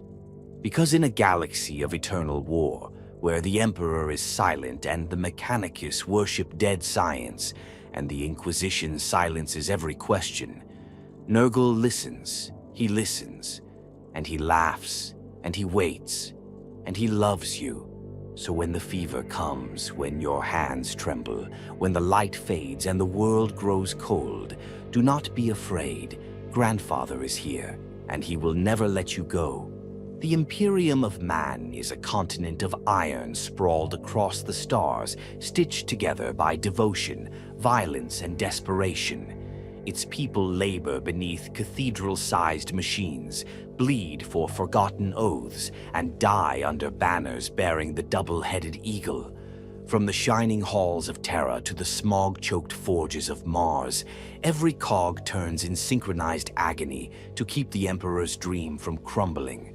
But no matter how tightly they pray, no matter how high their walls or loud their hymns, Nurgle is already inside. His touch lies in the unnoticed places, in the condensation gathering in the ventilation shaft of a hive spire, in the spilled blood on a manufactorum floor, in the corners of forgotten wards where Medicae scribes cough quietly and hide their fever. The Imperium is not just under siege from the outside, it is rotting from within, and the Plague Father's hand guides every flake of rust and every suppressed scream. It begins subtly. It always does. In the sublevels of Gethsemane Hive, an underworker contracts a strange rash after breathing in mold spores from a collapsed vent. He goes to the Hab doctor, who applies the usual purifying tinctures. Nothing works. The next morning, the patient's skin has thickened, turned greenish-gray. Still alive, still working, still smiling. By week's end, 50 others show similar symptoms. But there is no panic, because none of them are in pain. In fact, they seem happier, warmer, more complete. Before long, a shrine appears in the tunnels, crude, made from refuse and copper wiring. In its center, a mound of spoiled meat, crowned with a simple inscription, scrawled in blood and mucus. He watches. He waits. By the time the Adeptus Arbits investigate, the cult is no longer human. In a million worlds like Gethsemane, this story plays out. Because Nurgle does not invade with armies, he infiltrates with familiarity. The Imperium prides itself on resilience, but its very scale is its vulnerability. It cannot see the rot in its own marrow. Its leaders fight battles of attrition across the stars, while within their own strongholds, rust and laughter fester like an untreated wound. The Administratum loses track of entire cities. The Inquisition purges hives and declares them safe, only for the same infection to appear in the next sector over, bearing the same sigils, the same ecstatic chanting, the same glazed eyes and joyous lesions. On Feorak Prime, a world designated as exemplary in its loyalty, an outbreak known as the Red Cough swept through the northern hemisphere. The local planetary governor ordered full quarantine, with Arbits enforcing border control and the Adeptus Mechanicus launching a purification of water supplies. What they didn't notice were the cultists in the planetary Medicae, already working their way through the blood banks, whispering blessings into the ear of every patient as the plague did its work. By the time reinforcements arrived, the capital's population had fused together, flesh melded by rot and fungal growth into a single shuddering mass that reached high into the sky, ringing with bells grown from bone. It sang. It thanked the Imperium for bringing it together. The final Vox transmission from Feorak was a garbled moan. He loves us. He loves us. He loves... Static. The Ecclesiarchy calls such occurrences heresy. The Inquisition calls them anomalies. The Imperium calls them regrettable losses. But the Plague God simply calls them progress. For every cult uncovered, every infection burned clean, another three bloom. On war-ravaged worlds where relief fleets are slow to arrive, Nurgle's missionaries arrive first, not with weapons, but with comfort. With whispered sermons in forgotten dialects, with soft hands that bandage wounds while slipping in the gift, with eyes that weep pus and kindness in equal measure. And where plague is not enough, the plague god sends more specialized agents. The Tainted Choir, a group of warp-touched preachers infected with sonic contagions, travel by accident through corrupted voxcasts and hymnals. One choir's litany, accidentally played over a manufactorum's loudspeakers on the Forge world Desolace 4, caused 10,000 workers to tear off their skin in praise, carving sacred phrases of rot into the iron floor. On Furnaces, an agri-world sustaining several hive sectors, a strain of Nurgle's rot mutated to infect data. Adeptus Mechanicus data vaults began to cough corrupted binaric hymns. Servitors malfunctioned, chanting nonsense prayers as their flesh liquefied. Magi who tried to intervene were overwhelmed not by disease, but by joy. They screamed praises to Grandfather of Circuit and Spore before melting into the walls. Even the Imperial Guard, hardened as they are not immune. Entire regiments have fallen, not in battle, but in the barracks. A small plague can spread across a battlefield, infecting soldiers who mistake exhaustion for bravery. One guardsman collapses during a trench assault. His squad mates assume it's the stress. They keep fighting.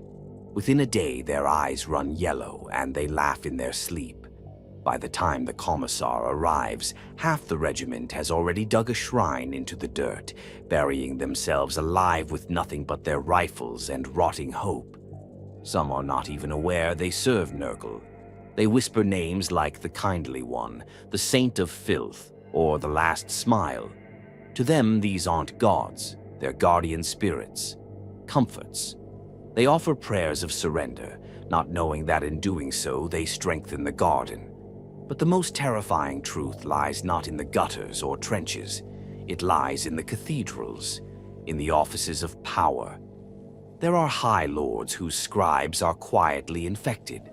Planetary governors who use minor cults as tools to destabilize rivals, thinking they can control the contagion. Inquisitors who, in chasing heresy for decades, began to find it comforting. A few even fall completely. Covertly infected, they continue to serve, purging loyal citizens while leaving the true rot untouched. These are not madmen. They are faithful to something else. Because Nurgle rewards such faith, he rewards all faith. He gives not power or riches, but certainty. A certainty that nothing else in the galaxy offers, that it will all end eventually, and that when it does, it won't hurt anymore. No more war, no more duty, no more suffering. Only peace, only warmth, only Grandfather's arms ready to cradle you in his stink and softness and tell you that you did enough. And that's why the Imperium can never truly be clean, because every cog turns under pressure.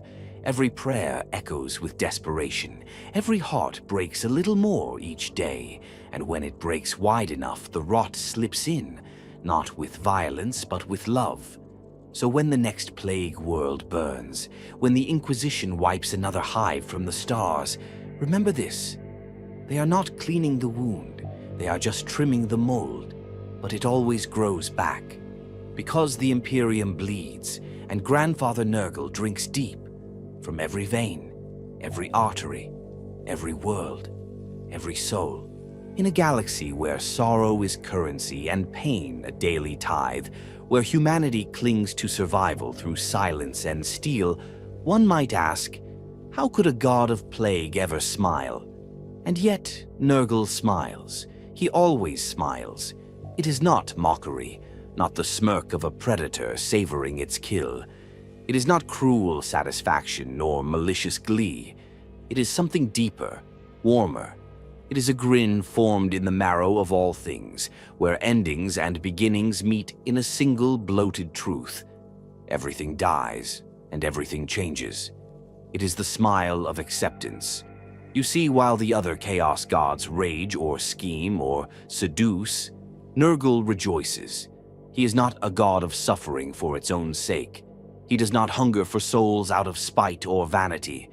He gives, he creates, he shares.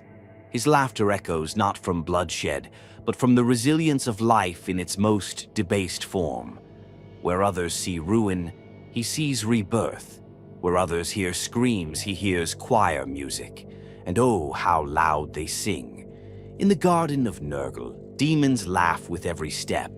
Great unclean ones, towering creatures of filth and joy, bellow songs as they march across worlds. Nurglings caper at their feet, tumbling in muck, biting and being bitten, chasing the tails they do not have.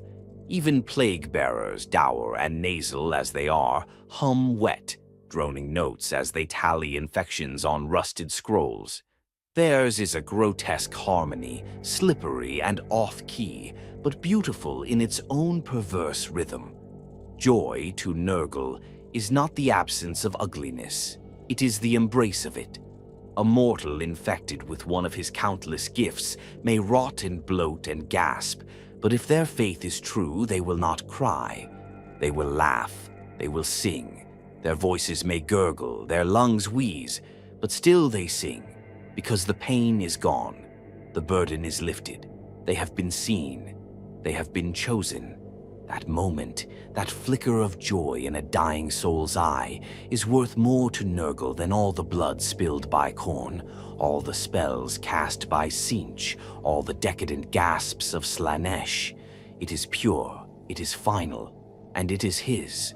When Nurgle watches his creations take root, a plague blossoming across a world, or a cult welcoming its first mutations, he does not command or chastise. He claps, he bellows, he pats the heads of his demonic children, sending Nurglings flying. He stirs his cauldron with delight, whispering names into the froth, names of those who will join him soon. There are no thrones of judgment in Nurgle's domain, no trials, no penance, only a homecoming. The newly risen plague-bearer awakens in the garden not with confusion, but with laughter in its heart. It remembers vaguely the suffering that led it here, and smiles. It has purpose now. It is part of something greater. It is counted. And being counted in Nurgle's domain is the highest joy.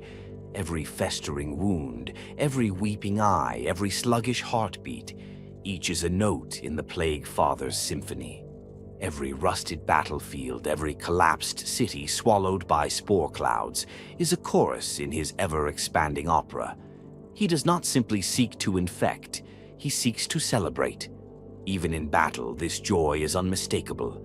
Watch a Death Guard warband disembark from their corroded transports. There is no war cry, no solemn vows, only the soft tolling of rusted bells, the squeals of Nurglings loosed from their pens, the wet slosh of armored boots hitting tainted soil. And always, laughter. They laugh as they walk into fire. They laugh as their bolt guns cough plague bullets into loyalist ranks. They laugh as their guts rupture, spewing filth onto the feet of their enemies. Because they know they cannot lose. Even if they die, they live on. In the blood they spill, in the plague they pass, in the spores that cling to the boots of their enemies, carried home like seeds in a harvest. Their victory is inevitable, because joy is uncontainable. The Imperium cannot understand this. Its leaders cannot fathom an enemy who does not seek territory, or vengeance, or even survival. The Plague Father's children do not conquer, they embrace. They do not impose rule, they offer release. And when the defenders recoil, choking on the miasma, coughing blood into their voxcasters, they hear it for the first time. Laughter, gentle, rolling, terrifying, laughter in the dark. On Hive World Dalthusia, when the plague cult of the Inner Bloom breached the central water towers, the populace expected panic, terror, riots. Instead, something strange happened. The infected stopped screaming. They began to sing. They flooded the lower spires, not with weapons, but with outstretched hands. They offered food, twisted by plague, but filled with love.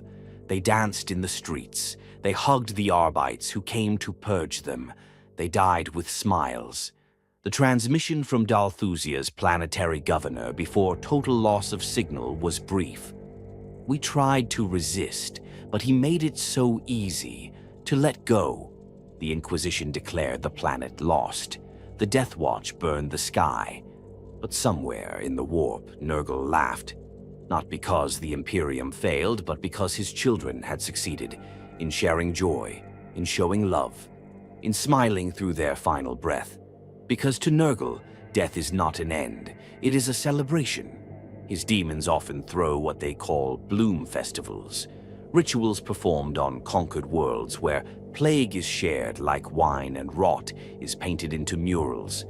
Great unclean ones lead dances of sloshing bellies and wriggling tongues. They do not revel in victory as tyrants, but as hosts, proud parents, beaming elders, happy gods. And their mortal followers? They join in. They do not beg for mercy. They bring offerings, sacks of gangrenous fruit, bowls of blood soup, even their own limbs willingly severed and offered as part of the communal feast. Each gift is accepted with a kiss of pus and a blessing of boils, because in that moment they are seen, they are loved. And so Nurgle smiles. He smiles when a world resists, for he knows it will tire. He smiles when a soldier fights on, for he knows they will falter. He smiles when a child is born into ruin, for he knows they will bloom in his garden. He smiles because he waits. And when the time comes, when the defenses fail, when the hope dies, when the last gun falls silent, and the last prayer is whispered into an empty sky, Nurgle will be there, grinning, arms open, ready to laugh, and say, "Welcome, my sweet. You're just in time for the feast."